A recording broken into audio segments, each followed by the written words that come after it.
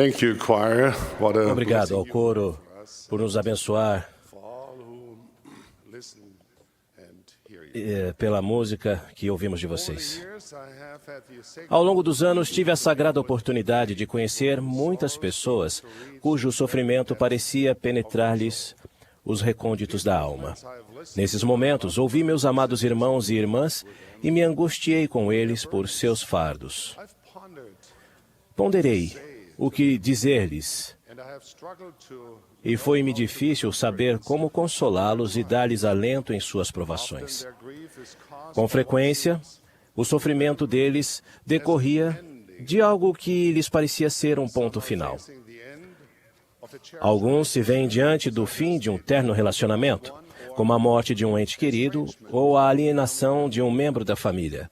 others feel they are facing Outros sentem que chegaram ao fim da esperança, a esperança de casar-se, bearing children ou de ter filhos, or overcoming. ou de vencer uma doença. Others may be facing the end of their faith. Outros podem estar encarando o fim de sua fé, quando vozes conflitantes e desorientadoras do mundo os tentam a questionar ou até a abandonar o que antes sabiam ser verdade. Later, I believe Cedo ou tarde, creio que todos vivenciamos momentos em que a própria essência de nosso mundo se desfaz, deixando-nos solitários, frustrados e sem rumo. it can happen. Isso pode acontecer com qualquer um. Ninguém está imune. Everyone's situation is different. Cada pessoa passa por uma situação diferente e os detalhes de cada vida são ímpares. Mesmo assim, descobri que há algo que afasta a amargura que pode vir a surgir em nossa vida. There's one thing we can Há uma coisa que podemos fazer make life para tornar a vida mais agradável, joyful mais alegre and even e até gloriosa. we can be. Nós podemos ser gratos. It might sound contrary Pode soar contrário à sabedoria do mundo sugerir que alguém que esteja sobrecarregado de tristeza deva agradecer a Deus. but those who set aside Mas aqueles que põem de lado a jarra de amargura e erguem a taça da gratidão podem encontrar uma bebida purificadora de cura, paz and understand. e compreensão. As disciples of Christ, Como discípulos de Cristo, commanded to recebemos o mandamento de agradecer ao Senhor nosso Deus em todas as coisas. sing unto the Lord with Cantar ao Senhor em ação de graças let our heart. e ter o nosso coração cheio de agradecimento a Deus. Why does God Por que Deus ordena que sejamos gratos? all of His commandments Todos os seus mandamentos são dados para disponibilizar-nos bênçãos. Os mandamentos são oportunidades de exercer nosso arbítrio agency? e receber bênçãos.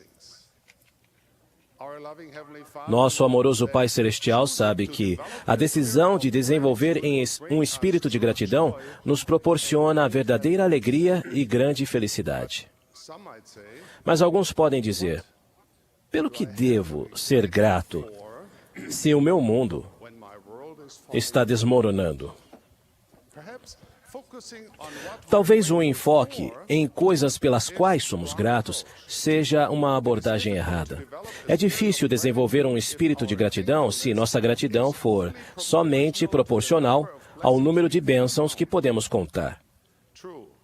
Sem dúvida, é importante contar as nossas bênçãos com frequência. And anyone who has E todos os que tentaram fazer isso sabem que elas são muitas. but I don't believe that Mas não creio que o Senhor espera expects us to que sejamos menos gratos nos momentos de provação than in time. do que nos momentos de abundância e tranquilidade. In fact, most Na verdade, a maioria das referências das Escrituras não fala de gratidão por coisas, but rather some mas sugere um espírito ou atitude de gratidão. attitude of gratitude. It is easy to be É fácil ser grato por coisas when life seems to, quando a vida parece estar a nosso favor. but what Mas, then e naqueles momentos of those times em que as coisas que desejamos seems to be far? parecem estar fora de nosso alcance? Could I suggest that we see gratitude as a Sugiro que vejamos a gratidão como uma disposição, um modo de vida sense independent? que independe de nossa situação atual. Em outras palavras, estou sugerindo que, em vez de sermos gratos por coisas, devemos concentrar-nos em ser gratos em nossas circunstâncias, sejam elas quais forem. Há aquela velha história do garçom que perguntou ao cliente se ele havia gostado da refeição. O cliente respondeu que tudo estava ótimo, mas teria sido ainda melhor se tivesse sido servido mais pão. No dia seguinte, quando o homem voltou, o garçom dobrou a quantidade de pão, dando-lhe 4 fatias em vez de 2. Mas ainda assim, o homem não ficou contente. No dia seguinte, o garçom dobrou o pão novamente, sem sucesso. No 4º dia, o garçom estava realmente determinado a deixar o homem contente. Então, ele pegou um pão de 3 metros de comprimento, partiu ao meio e, com um sorriso, serviu ao cliente. O garçom mal podia esperar para ver qual seria a reação do homem. Depois da refeição, o homem ergueu o rosto e disse: "Muito bom, como sempre. Mas você voltou a me servir apenas 2 fatias de pão."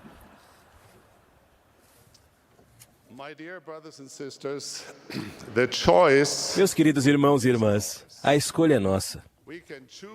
Podemos decidir limitar nossa gratidão com base nas bênçãos que achamos que nos faltam.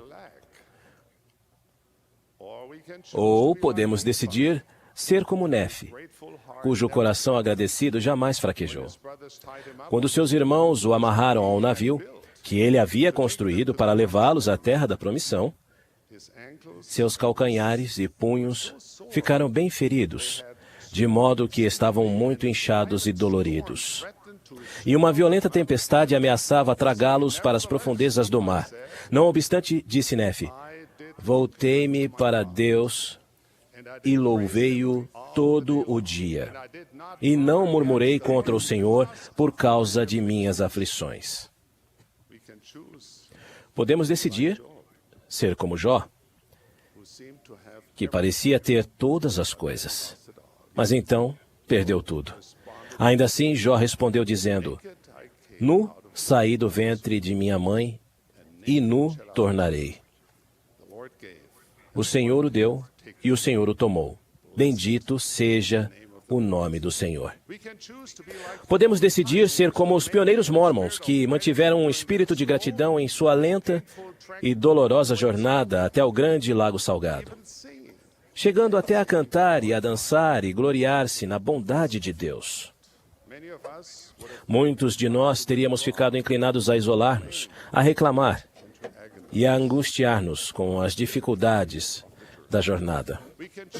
Podemos decidir ser como o profeta Joseph Smith, que quando estava preso em condições lastimáveis na cadeia de Liberty, escreveu estas palavras inspiradas: amados irmãos, façamos alegremente todas as coisas que estiverem a nosso alcance e depois aguardemos com extrema segurança para ver a salvação de Deus e a revelação de seu braço. Podemos decidir ser gratos, não importa o que acontecer. Esse tipo de gratidão transcende tudo o que esteja acontecendo ao nosso redor. Sobrepuja o desânimo, a frustração e o desespero. Floresce lindamente, tanto na gelada paisagem do inverno, quanto no agradável calor do verão. Se formos gratos a Deus em nossas circunstâncias, podemos vivenciar uma doce paz em meio à tribulação. Mesmo na aflição, podemos elevar nosso coração em louvor. Na dor, podemos gloriar-nos na expiação de Cristo. No frio da amarga tristeza, podemos sentir a proximidade e o calor do abraço do céu. Às vezes achamos que ser gratos é algo que fazemos depois que nossos problemas forem solucionados. Mas que visão terrivelmente limitada é essa? Perdemos muito na vida por esperarmos ver o arco-íris antes de agradecermos a Deus pela chuva. Ser gratos em momentos de aflição não significa que estejamos contentes com nossa situação.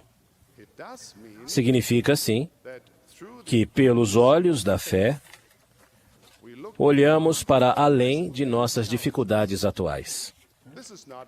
Essa não é uma gratidão dos lábios, mas é da alma.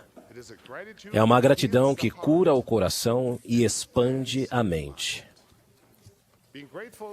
Ser gratos em nossas circunstâncias é um ato de fé em Deus. Exige que confiemos em Deus e esperemos coisas que talvez não vejamos, mas que são verdadeiras. Ao sermos gratos, seguimos o exemplo de nosso amado Salvador, que disse: "Não se faça a minha vontade, mas a tua." A verdadeira gratidão é uma expressão de esperança e testemunho. Advém do reconhecimento de que nem sempre compreendemos as provações da vida, mas confiamos que um dia compreenderemos. Em qualquer circunstância, nosso senso de gratidão é nutrido pelas muitas e sagradas verdades que já conhecemos.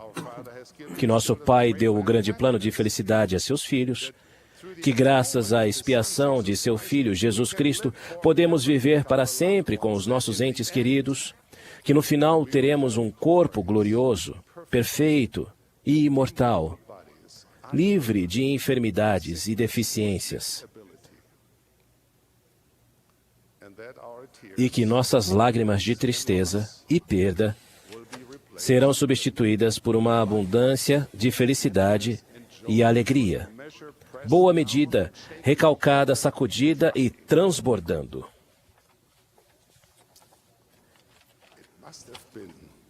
Deve ter sido esse tipo de testemunho que transformou os apóstolos do Salvador, que antes eram homens cheios de temores e dúvidas, em felizes emissários do Mestre. Nas horas que se seguiram à sua crucificação, eles estavam consumidos pelo desespero e pela dor, incapazes de compreender o que acabara de acontecer. Mas um evento mudou tudo isso. O Senhor lhes apareceu e declarou: "Vede as minhas mãos e os meus pés, que sou eu mesmo." Quando os apóstolos reconheceram o Cristo ressuscitado, quando vivenciaram a gloriosa ressurreição de seu amado Salvador, eles se tornaram homens diferentes. Nada poderia impedi-los de cumprir sua missão. Aceitaram com coragem e determinação a tortura, a humilhação e até a morte que lhes adviria por causa de seu testemunho. Não seriam impedidos de louvar e de servir ao seu Senhor. Mudaram a vida de pessoas de toda parte. Eles mudaram o mundo. Não precisamos ver o Salvador como os apóstolos viram, para vivenciar essa mesma transformação. Nosso testemunho de Cristo, proveniente do Espírito Santo, pode ajudar-nos a ver além dos finais decepcionantes da mortalidade e a enxergar o futuro brilhante que o Redentor do mundo preparou. À luz do que sabemos sobre o nosso destino eterno, é de se admirar que, seja onde for que encontremos os amargos finais da vida, eles nos pareçam inaceitáveis? Parece haver algo dentro de nós que resiste aos finais. Por que isso acontece? Porque somos feitos da matéria da eternidade. Somos seres eternos, filhos do Deus Todo-Poderoso, cujo nome é infinito e que nos promete bênçãos eternas. Os finais não são o nosso destino. Quanto mais aprendemos sobre o Evangelho de Jesus Cristo, mais nos damos conta de que os finais aqui na mortalidade não são finais, de modo algum. São meras interrupções, pausas temporárias que um dia parecerão pequenas em comparação com a alegria eterna reservada para os fiéis. Sou imensamente grato a meu Pai Celestial, porque em seu plano não há finais verdadeiros, apenas inícios eternos. Irmãos e irmãs, acaso não temos motivo para encher-nos de gratidão, sejam quais forem as circunstâncias em que nos encontremos? Acaso precisamos de maior motivo para ter nosso coração cheio de agradecimento a Deus? Não temos, portanto, motivo para regozijar-nos? Seremos imensamente abençoados se reconhecermos a obra da mão de Deus no maravilhoso tapete da vida.